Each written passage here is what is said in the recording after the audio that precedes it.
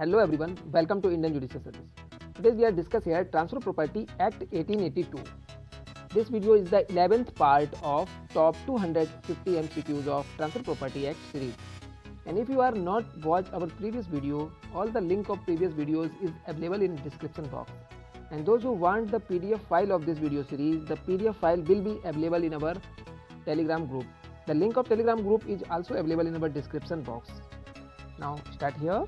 So question number 156. When the acquired assets are inseparable, the mortgagor has no option but to take them on redemption. He is therefore liable to pay the cost only if, point A1 here, the acquisition is necessary to preserve the property from destruction, forfeiture and sale, and point 2 here, the acquisition made with the consent. So these 2 points are absolutely correct here, and these points are belong to a section 63A. And now come to our options here. Option A here, both A and B are correct. Option B here, only one is correct, and option C here, either 1 or 2 here correct, and option D here, only 2 is correct.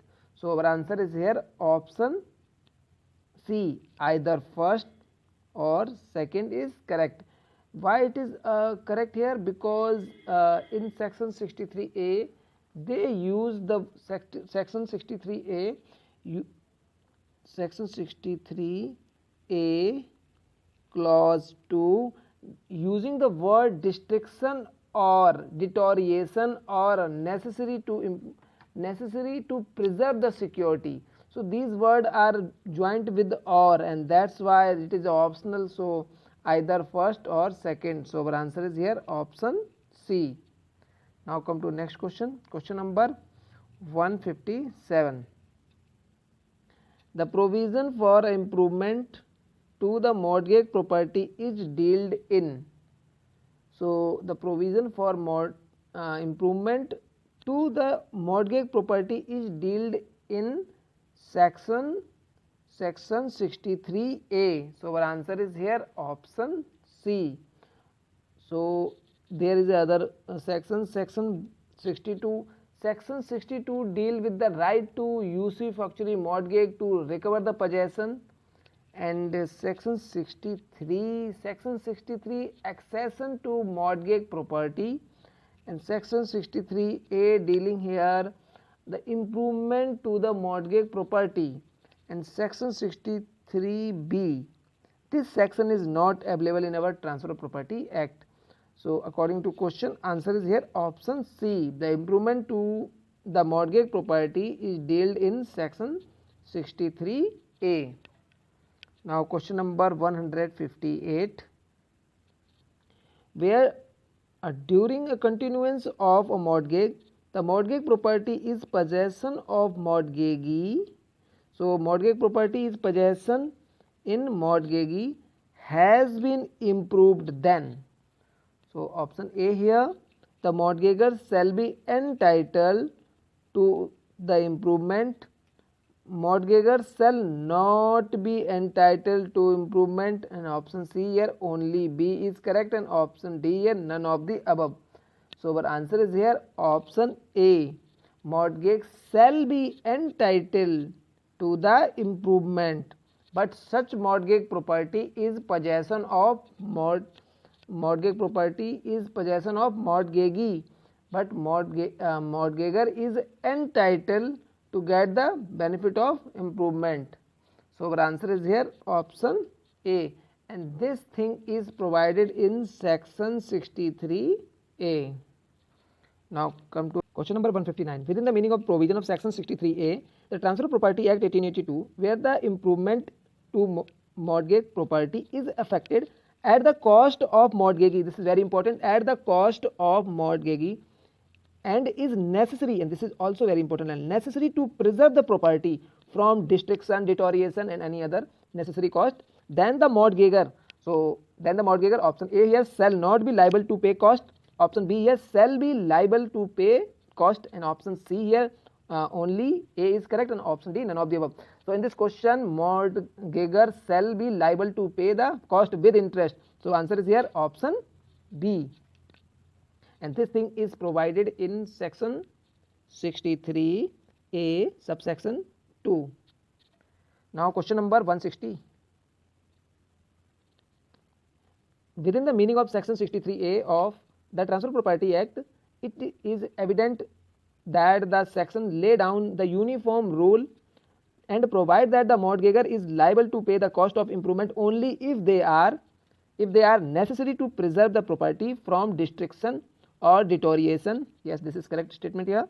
And point 2, necessary to preserve the security from becoming inadequate, and option point D here, done under the order of public authority such as municipality.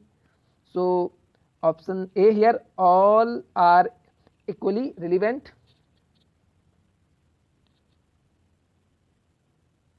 Option B here, only first is relevant, and option 2 here, option C here, only 2 is relevant, and option D, either one is relevant. So in this question, answer is here either one is relevant, because look at it again. The point, these points are very important here. The point is said that here the uniform rule to provide the mortgagor is liable to pay cost of improvement only if they are, these all points are joined with or, and necessary to preserve the such cost which is involved engaged by the mortgagees in the mortgage property. Such cost is paid by the mortgagors, and in which condition mortgagors pays? At the condition where such cost is necessary to preserve the property from destruction or deterioration, necessary to prevent the security from becoming inadequate, and option 3 here, or under the order of public authority such as municipality, means any encumbrances, means there any tax of water tax, electricity bill, etc. So house tax, etc. These are paid by the mortgagee, so mortgagor is liable to pay it. So any of these are relevant. So our answer is here option D here, correct. Either one is relevant. Now question number 161. In the case of mortgage lease, if the mortgage obtain the renewal of lease, so here mortgagee, this is mortgagee, some I is miss here, E is miss here, obtained a renewal of lease, the mortgagor upon redemption, option A, shall not have the benefit of new lease, option B, shall have the benefit of new lease, option D, shall have benefit of previous lease, none of them. So it is absolutely wrong here. So answer is here option B, shall have the benefit of new lease, and this question is directly belong to a section 64. Section 64 dealing with the renewal of mortgage lease. So according to the section where the property is on lease, and the mortgagee obtain the renewal of the lease, and same time the mortgagor upon the redemption, mortgagor redeem his property from the mortgagee. In that time the mortgagor have right to recover the lease amount from the mortgagee, new lease amount which is after renewal of lease from the mortgagee. इसी चीज़ को बताया गया है. देखिए ये जो section 64 है इसमें ये कहता है कि renewal of the mortgage lease, अगर कोई मॉर्गेगर है तो वो बंधक करता है, यानी कि किसी व्यक्ति को कोई अपनी प्रॉपर्टी बंधक देता है और वो प्रॉपर्टी लीज पे दी जाती है, तो अगर लीज को रिन्यू कर दिया जाता है बंधकदार के द्वारा, तो जब रिन्यू किया जाता है दोबारा, उसी के बाद तुरंत ही जो है मॉर्गेगर यानी जो बंधक करता है वो अपनी संपत्ति को रिडम्पशन करा लेता है. तो जब उन्मोचित करा देगा तो उसके बाद क्या होगा कि वो संपत्ति यानी मोचन जो करा देने के बाद वो संपत्ति जो जिसको उसने पुनः पट्टे पे दे दिया, लीज पे दे दिया है, उससे जो भी आय प्राप्त हुई है उसका हकदार जो होगा बंधक करता होगा, ना कि बंधकदार होगा. यही चीज सेक्शन 64 बताता है. चलिए यहाँ पर आंसर हो जाएगा shall have the benefit of new lease. Answer is option B.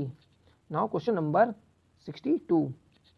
The provision of renewal of mortgage lease is dealt in. So it is clear here, it dealt in section 64 Transfer of Property Act. So answer is here option C. Now question number 163. The provision of implied contract by mortgagee is dealt in the. So provision of implied contract, section 64. So section 64 dealing with the renewal of the mortgage lease, so by obtained by mortgagees. So this thing is provided in section 64. And section 65, section 65 dealing with implied contract by the mortgaged. So implied contract by mortgage, so it is related to our question here. And option 65A dealing with the mortgagor's power to lease. So this thing is provided in section 65A. So according to our question, answer is here option B, section 65. Section 65 dealing with the provision of the implied contract by mortgage in the dealt in the section 65.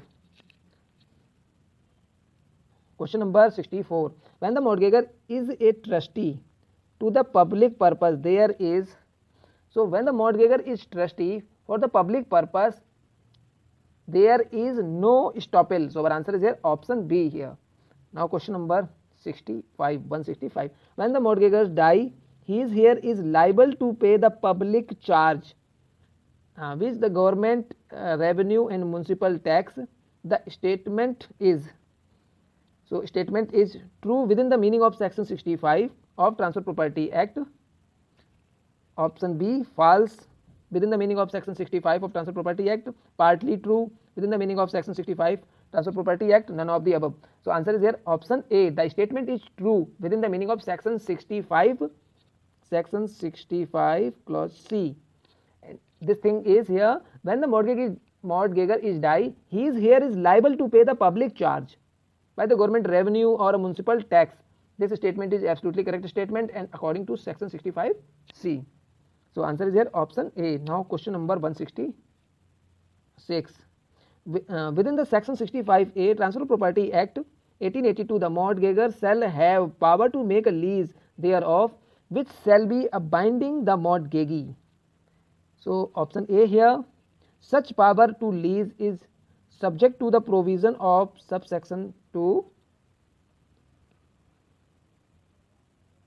Option B here, such power is wrong. This is absolutely wrong here statement. Such power is not provided in transfer, such power is provided in transfer property. So this statement is also wrong here and none of the above. So our answer is here,